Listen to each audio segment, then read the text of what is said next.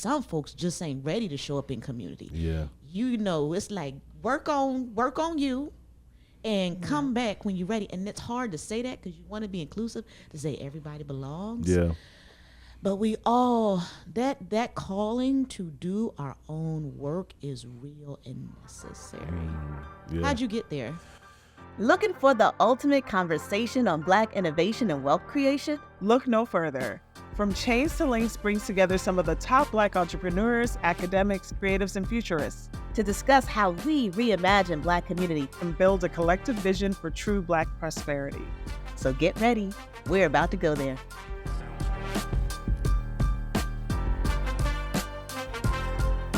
Welcome to From Chains to Links, the Innovation Podcast. I am Kelly Burton, your host, and I am here with the indomitable Ify Ike. Indomitable, that's good, right? Yes, I think so. Okay, it's a good one. Okay. Yes, it means undefeatable. I think so. Indomitable. Okay, I'll take it. How Hi, are Kelly. you? I'm well. I'm well. Fabulous. Thank I always you. have this glow that I want to like put in a bottle and then put on my face. Shout out to Fenty. Oh, okay. I'm going to kick it to you to introduce our fantastic guest. I am excited today because I haven't seen our guest in so many years in person, but his work speaks for himself. We're here with Jeff Lindor. He is the founder of several spaces, including the Gentleman's Factory, serial entrepreneur, social impact leader, and just an overall dope person. So Jeff, welcome. Oh, thank you. Thank you so much for having me. I'm looking forward to this conversation. It's such an honor. Yeah. And you bring that. Don't be afraid of the mic. Bring that. Yeah. Get Billy D with it. Okay. There you go.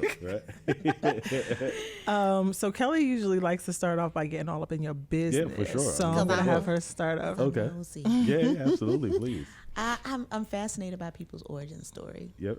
And I want to know about your people. Where your people from?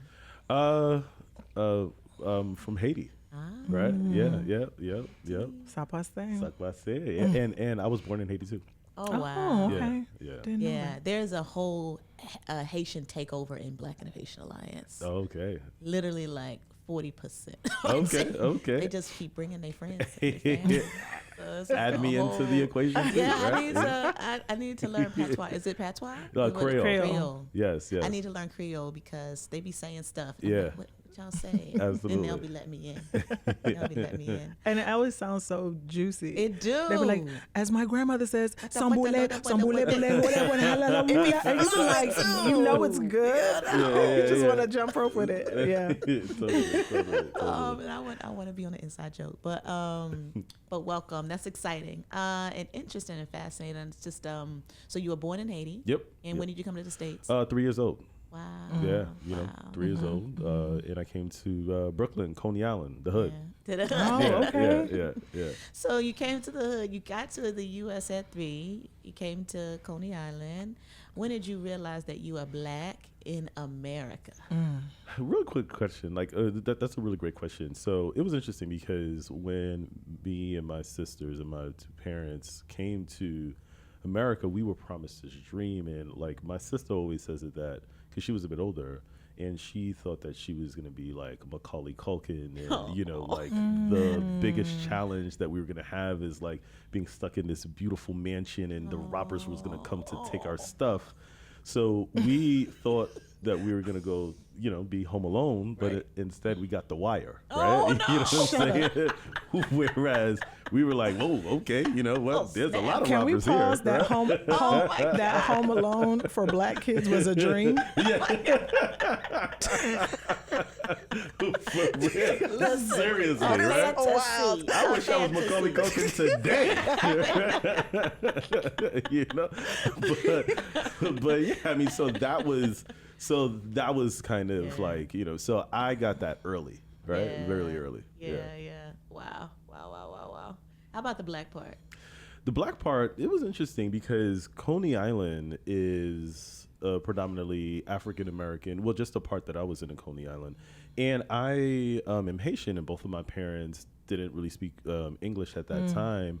So I saw like a sharp distinction between the African American community and me Haitian, right? You know, and it was really interesting because my parents really, like, you know, would say, hey, you know, you're Haitian, right? You know, you're Haitian. And they drilled it in me, drilled it in me, drilled it in me. And then Haitians has like this really sharp conservatism to them, not so much in this era, but like back in like the 80s and the 90s, where it's like I had to get a certain haircut a certain way, and I couldn't, you know, listen to hip hop. So then it was difficult because in my house it was Haiti, but literally outside it was Boys in the Hood, It which was is the hood, which yeah. is how I Boys describe it. literally. So then it was just like so me, you know, understanding that I'm black. Yeah. It took a while only because I had to be Haitian and strong, and then I had to navigate the hood. But then when I would go outside the hood, they didn't interact with white people. They didn't see me as Haitian, right? Or they just saw me as like black, like everyone else, right? Yeah. So then it was really confusing because I didn't really know how to navigate that. And then I experienced that like at the age of like 5, 6. That feels like a common experience for Black folks of African descent who are first generation immigrants in the United States. If what does the reconciliation look like for you? Because your parents are from Nigeria, yeah? Did you have a similar exploration?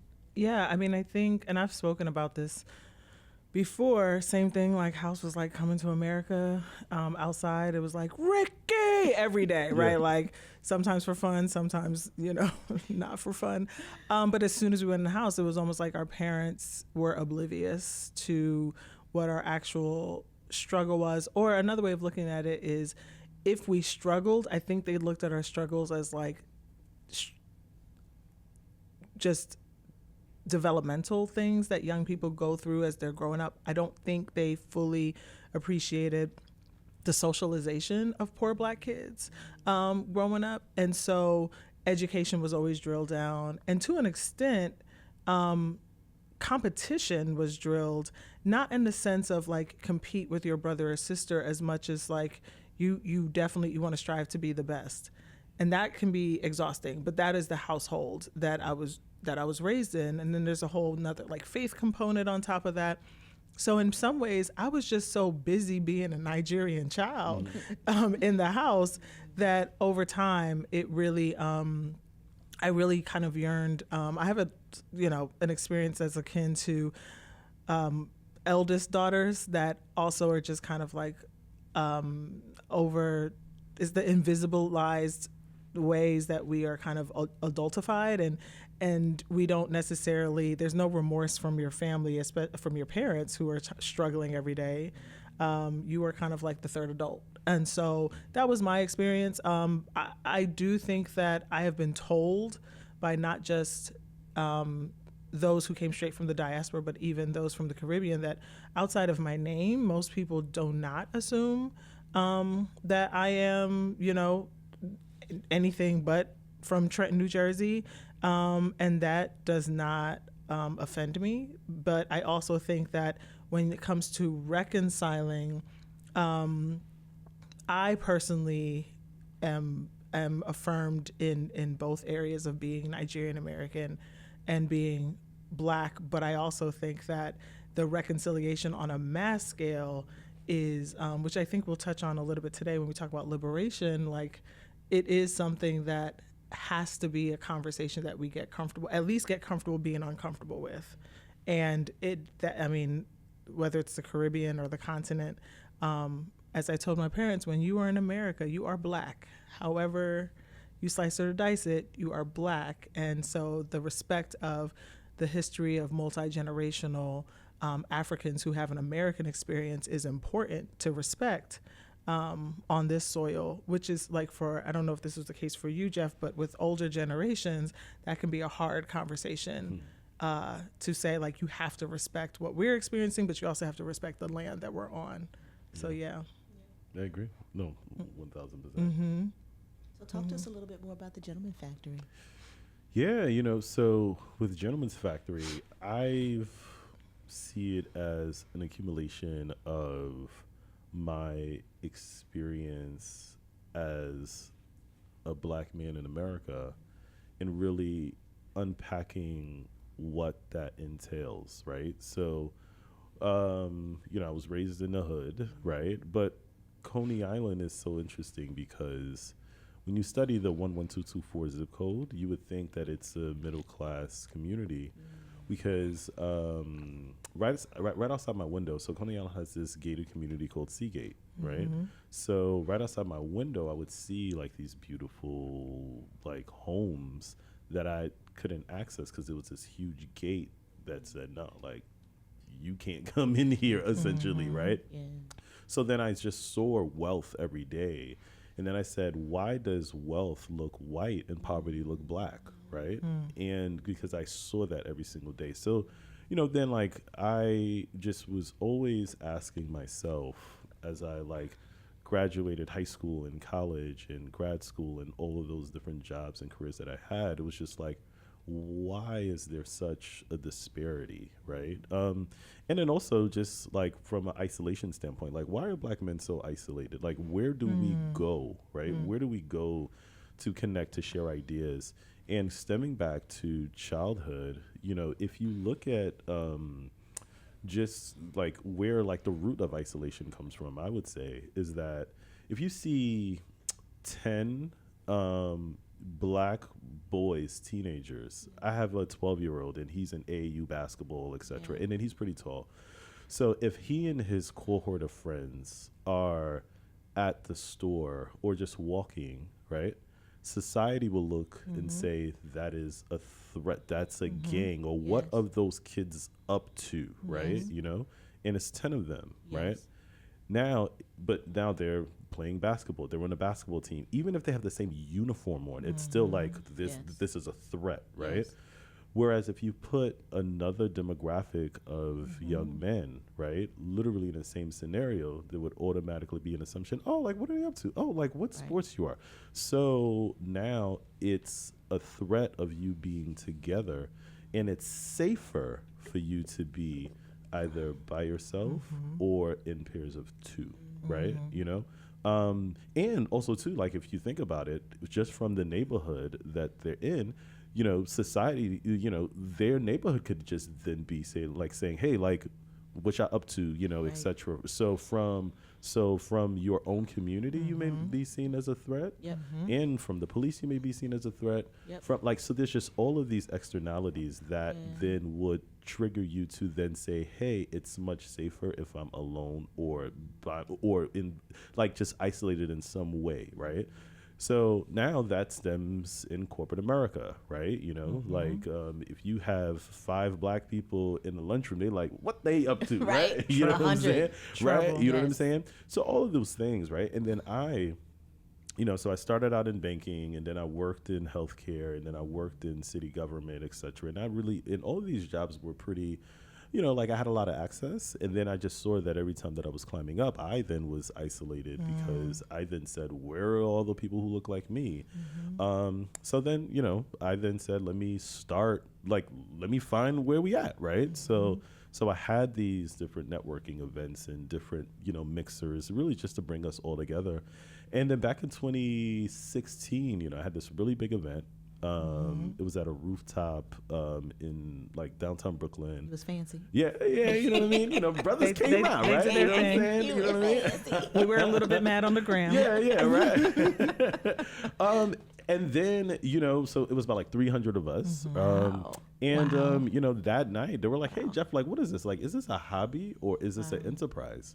And then that's when I made the decision. I said, you know what, I'm going to really, focus on this full time. And, a couple of weeks later, I resigned from my career in public policy and I launched Gentleman's Factory. And you ain't turned back. No, I have not looked back. Like it's like 7 years now, Go ahead. No, my What were you going to say?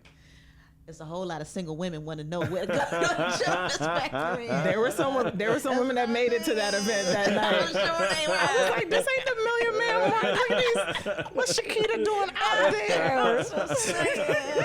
That's a whole lot of women gonna be listening, wondering where y'all at. I'm sorry. Okay, go ahead. No, I to see this grow, and I think that when I was at I first learned about the Gentleman's Factory when I was working for the City of New York at the Young Men's Initiative. Yes. And first of all, I want to take a step back and say that thank you for raising. Like I'm a lawyer who doesn't necessarily see law as the space of justice, but it is helpful for storytelling.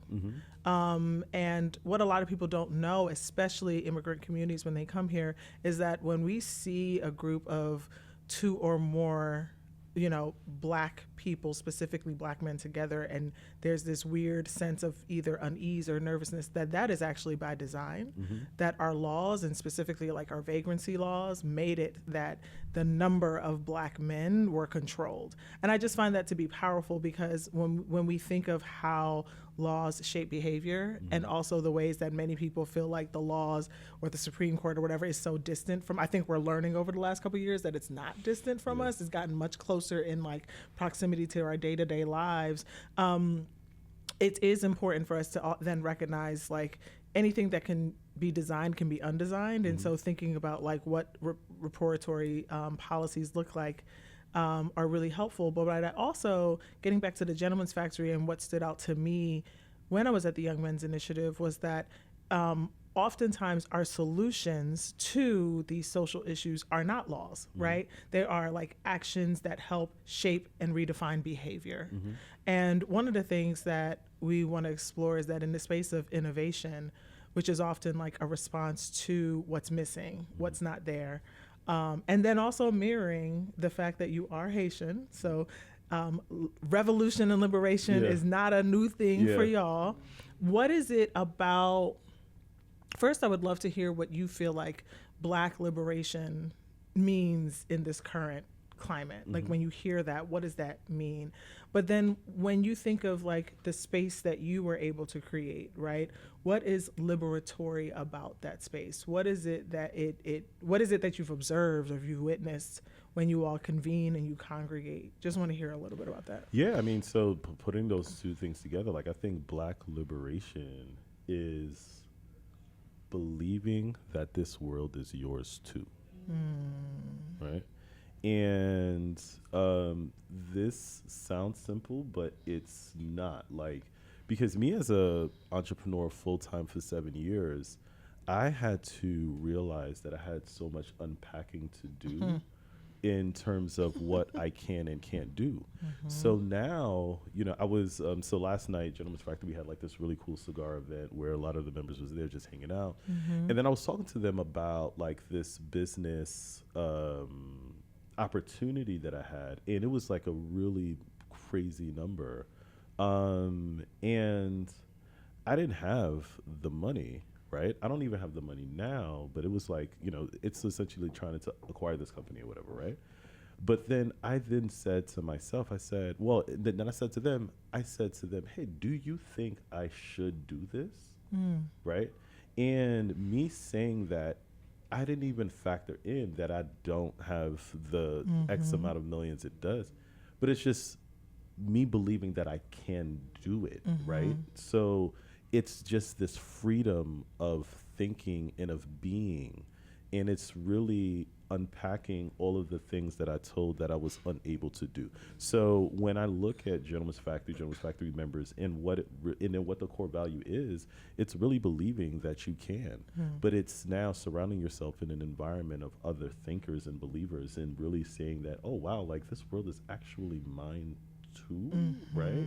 So I think that's what liberation is, because if you think about it as well, we've been taught that we can't. Every single day we're taught that we can't, right? Our education system, and even like our parenting, right? Because our parents put the fear of them into us.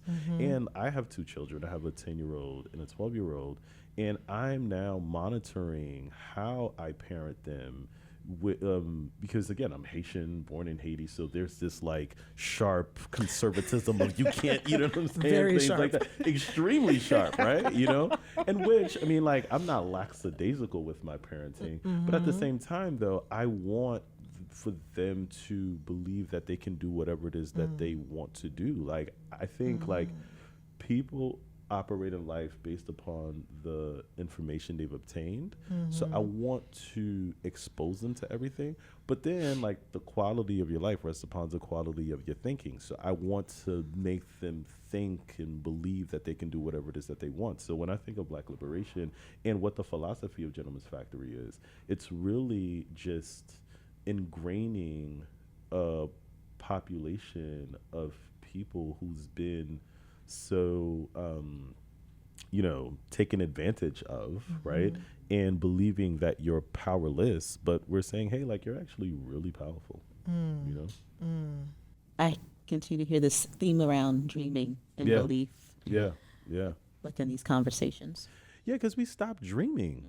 Like, we stopped dreaming. And I think also, too, that the expectation of, like, the societal expectation of Black men is, hey, if you're not stopped by the police, then your life is good, right? Now, police brutality is a massive issue. I have a master's in public policy. I study public policy. I read about it all the time, right? And I worked in criminal justice for quite some time. So I'm definitely not saying that or diminishing just mass incarceration and that, no, that's really, that's a thing, right? For sure. But my life cannot, like, the success of my life cannot be predicated upon that I did not get stopped by the police, right? You know what I mean? Because that is such a low expectation of living, right? So my life should be predicated upon whatever it is that I believe that I could do. But if the narrative is, hey, it is a win if a Black person is not shooting another Black person on Flatbush Avenue at 3 p.m., then we're good, right? No, like, I should want to, like, Elon Musk is thinking about going to space, right? Bezos is thinking about, there was a brother, I mean, not a brother, but there was a guy who, went and he was curious and he went and built something to go see the Titanic, right? It didn't pan out well, right? but he Too soon. The part is right, but like, he was curious, right? Yes. So I think that our intellectual curiosity has been suppressed with the day-to-day minutiae of our lives, right? So it's like, how can we now think beyond the immediacy of our current situation so that we can fully explore what this world has to offer? Because I do believe that this world is ours too. I love the word curious. I also really liked Curious George growing up. I do think there were some racist undertones, but I have to check that out again now, right? It was the first time curious, I think, as a word, kept coming up for me. And however the storytellers of Curious George tried to design him to be, I have always been somebody that has been like, I always ask questions. Yeah. And I think that I like to see, like, dreaming in many ways is like the thing we do unconsciously and sometimes subconsciously, but curiosity is like what we do with our consciousness, right? Like the thing that allows us to inquire why things the way that they are. And as you are, and therefore they're akin to each other. And I think about how many times we are punished for being curious.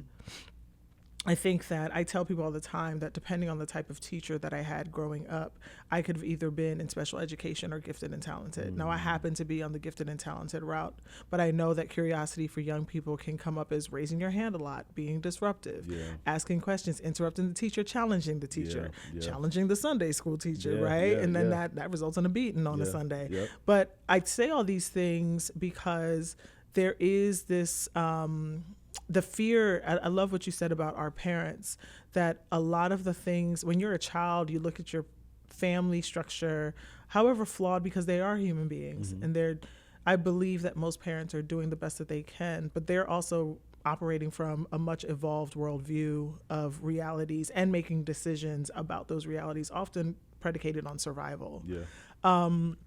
And it's really, in a white dominant culture, we have set these standards, because just like as you said, like this standard of, if you don't get stopped by the cops, then you are successful. I feel the same way even about just like the attainment of certain things. Like if you acquire a degree, that automatically makes you a smart person, or that automatically makes you a kind person or a safe person. And I think that, I would love for us to inquire and bring curiosity back in many ways as a practice of some of the childhood that we lost. Because I don't think that curiosity, I think we get rewarded for being smart, but I don't think we get rewarded for asking questions.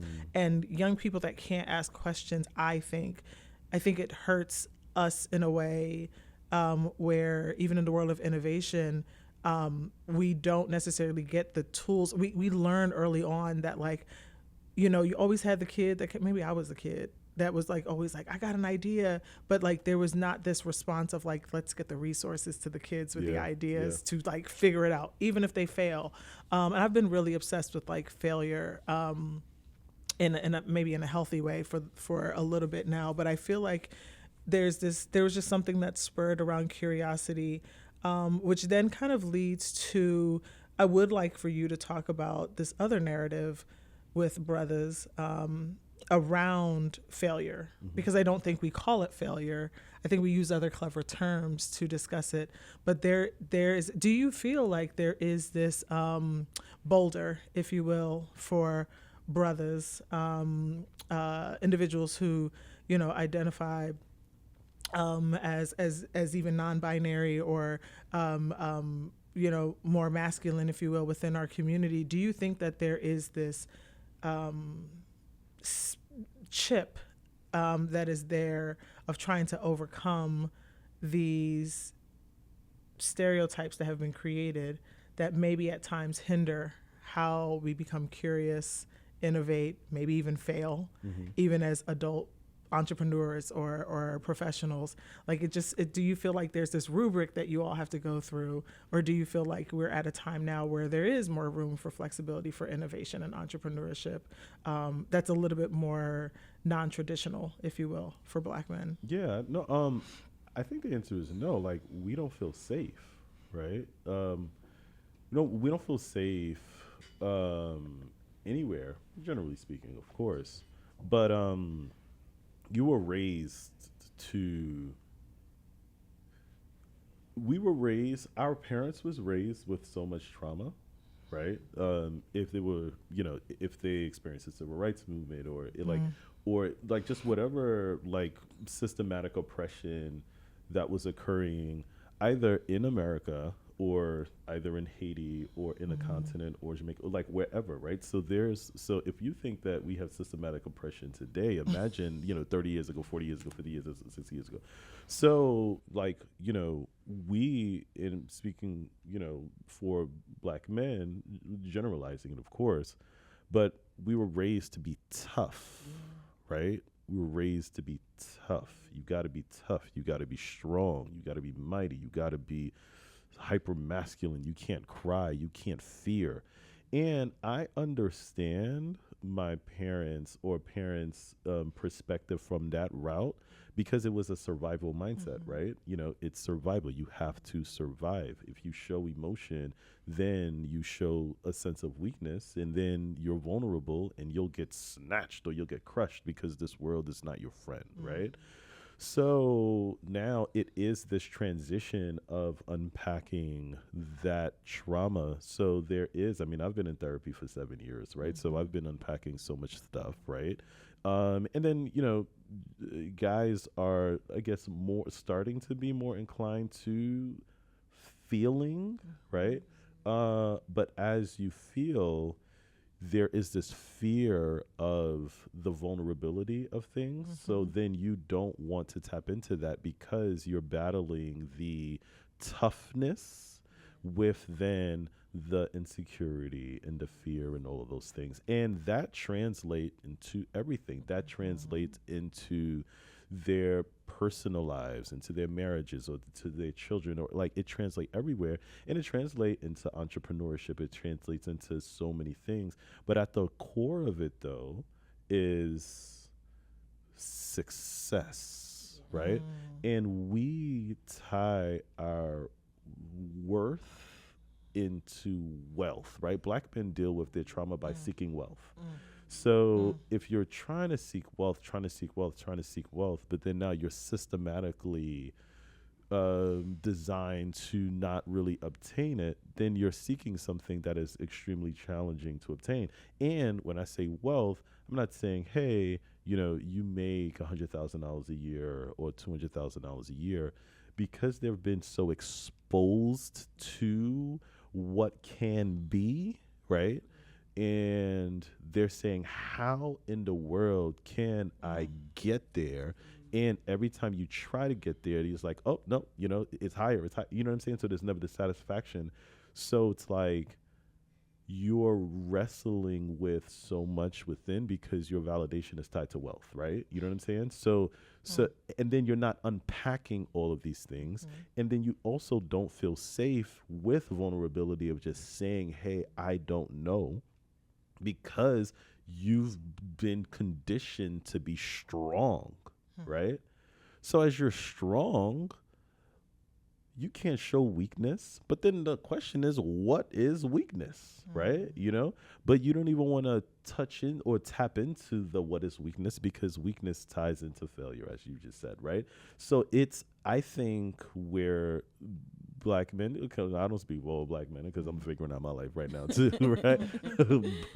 but we're at, I think, a pivotal point, because we're now more inclined to starting to think about unpacking these things because it's a little bit more socially acceptable. But it's now this fear of really tapping into those emotions because you just don't know what you'll find. Quick story, right? So when I started therapy, the therapist, and then I've the first year, right? I would go in really strong, right? You know what I'm saying? Strong. I'm Haitian, right? You know what I'm saying? So I'm just like this. Yeah, right? I'm successful, right? I'm literally going to the therapy room like this. I don't need this. I don't need this. I'm just here because I really want this. But you know what I'm saying? Strong, right? And then, the therapist said to me, she was like, listen, Jeff, relax. Relax, bruh. Relax. Calm down. I'm like, I am relaxed. And then, it was about a year, me being strong. And then she said to me, listen, Jeff, let me give you this analogy. She said, in here is a safe space, right? And your mind is on display, right? And in here, we're going to walk through the dark corners of your mind that you don't want to go to. We'll go there slowly. And as we get there, we'll turn on those lights, right? Slowly.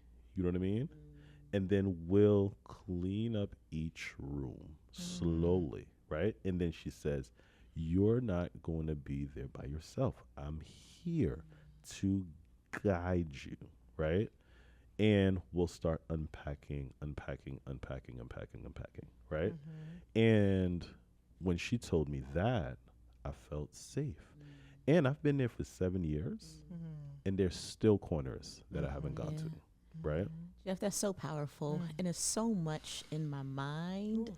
First of all, I'm like, we need $1 gajillion to scale that experience, right? For sure. Like Absolutely. $1 gajillion. Absolutely. If there are foundations listening, you trying to figure out how do you unlock opportunity in the Black community, we have to start there. Yeah. Because so much of it is we as Black people need to find our way to doing our own work. We have so much unprocessed individual and personalized trauma and collective trauma, like group trauma in so many different facets, and we don't have the tools. Yeah. We just don't have the tools, Yeah. you know? And for me, what I'm really excited about this podcast for so many reasons, but I want to get to the collective play.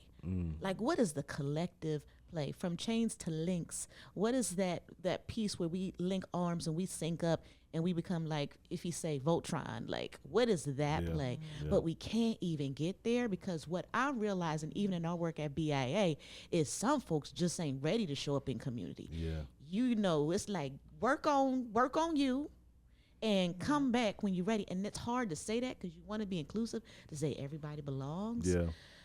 But we all, that calling to do our own work is real and necessary. Yeah. How'd you get there?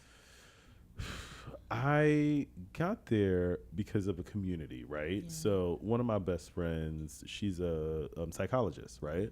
And then she just saw, shout out to Dr. Florence St. Jean, by the way, right? You know, so then she just saw that she was like, Jeff, you have so much potential. You're great, but you're really tense, right? You know, and you're a strategist. All of these like attributes that I have, but it's like you just really have to unpack all of these things.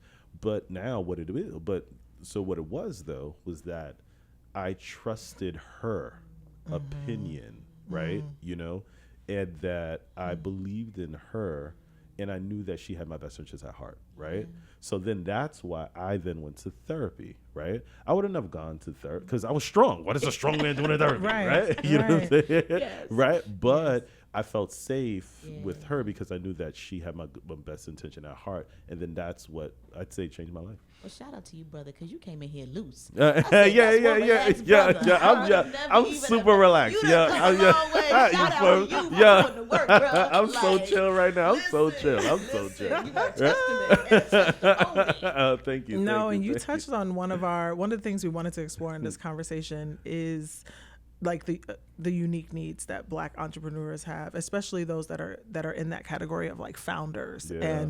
And you know, I think that there's one thing to be a consultant, which I think a lot of us, you know, can thrive in that space. It's another thing when you're building a team. Because when other people you may not necessarily be a mirror for other people, but when people can see your reflection, when people can see what you're going through, that is a really tough, I'll just speak for myself. That is a very you're tough talking to me right now. thing to be in, and one that, to be honest, as Kelly's talking about this collective conversation, and you know, whenever people put stuff out there, I'm a very visual person, so in my mind I'm thinking of all the different steps that it would take from individual to community to then collective, which in many ways is almost like, what is this healed, and I'm gonna use this word from another guest that we had, what is this healed utopic space, right?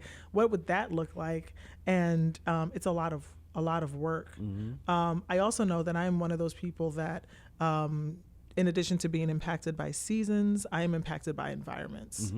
And when you grew up in the hood, when it doesn't matter who I'm speaking to, when I hear the hood, there is a structural image that I get. I'm always curious as to like, their hood may not look like my hood, but it probably was close, right? Yeah. On the inside of that thing, there probably was, like, if you ever know what it's like to have a leaking, you know, ceiling, or if you know what it's like to see some critters that you didn't want in the house, or if you, like, there is an environment about hood. And so I wanted to kind of hear a little bit as we're winding around, you know, you could have done anything. You could have even taken what you were doing and, you know, almost like a train the trainer, supported other consultants that are trying to do their thing. And I'm not saying you don't do those things, but what was really impressive to me was how you looked at space, and you did talk about like what it meant for the community and the population to have a space. But what is it about space itself? Like, what is it? Was it that you desired more space as a kid? Was it that you felt like this is something that was missing for you as an entrepreneur? Just curious to get a sense from you if there's any philosophy that you have around infrastructure. And the Gentleman's Factory has grown. So it started off as one space, but then it kept building in actual physical space. Yep. Like, just talk a little bit about that. Yeah, totally. I mean, like, I think it's one, like, safety, right? You know, so it's like, how do you create spaces where you feel safe, right? And also, like, the way that my mind, I mean, like, I went to Parsons School of Design, right? So design thinking, design strategy, just really kind of being in that design space, right?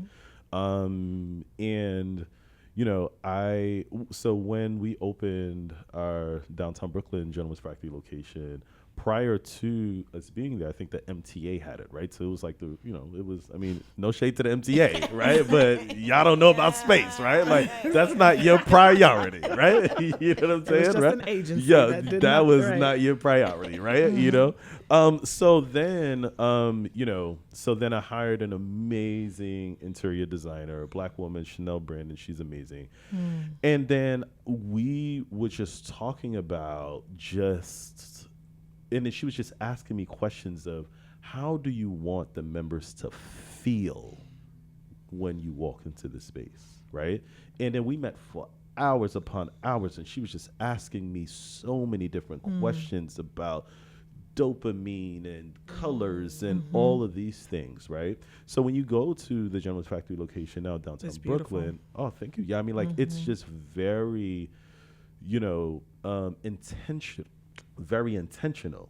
It's extremely intentional. And I think intentionality is really important, especially for Black men, a population that no one really cares about, generally speaking, right? So it's like, why are you creating intentional spaces for them? Why, right? Just like put a whiskey and cigar there and they're good, right? I'd be good with whiskey and cigar, right? You know what I'm saying? No, but now it's really, how do we create a really hyper-focused environment that really allows for them to, one, know that the space is for you, right? You know what I mean? Like, this is a space that's designed intentionally for you.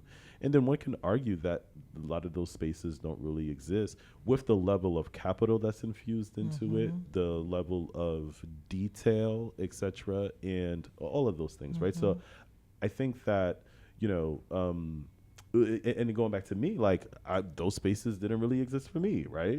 So I've worked in some really great jobs, and, I then saw that in those spaces I had to fit in, right? But then there wasn't spaces that fit me, right? And then I realized that I deserve that too, right? Because I'm walking into other folks' space, right, where I had to, make sure that I,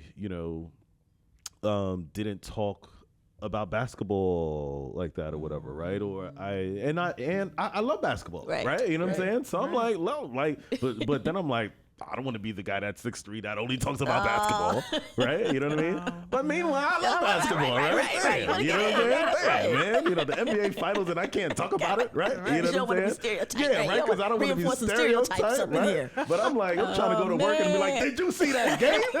You know what I'm saying? But I can't say that, right? So now it's just like, so it's just going. So I think it all boils down to like safety, right? You know what I'm saying? Do I feel safe? And also, I think, like, Black men, we're not monolith, right? Like, there's there's so much diversity in us, within us, right? So like, I mean, so, and then that's what I also learned too, is the fact that, hey, like, when I built Gentleman's Factory, my intention was really to just learn what the Black experience is. And I'm still learning, right? I don't know. I'm a Haitian, right? You know what I'm saying? And then I was born in Haiti. I'm bilingual. I have 2 children. I'm this, you know what I'm saying? And I was raised with both of my parents, you know what I'm saying? And then I, was making decent money before entrepreneurship, all of those things, right? So I was really keen on not creating an elitist space that said, oh, if I made it, you should make it too, right? And I started out at community college, right? So Kingsborough Community College, shout out to Kingsborough, right? You know what I'm saying? So it's like, I'm very intentional about not creating this elitist type of environment where it's like you gotta, be strong, right? You know what I'm saying? And together, figured it out. Yeah, all of that, right? So, and then we have an amazing team, like we have a lot of, full-time employees that works with me at Gentleman's Factory to just figure it out, right? Because we figure it out every single day, right? Well, I tell you what, I don't know nothing about your marketing strategy, but you need to market the black wives. I know.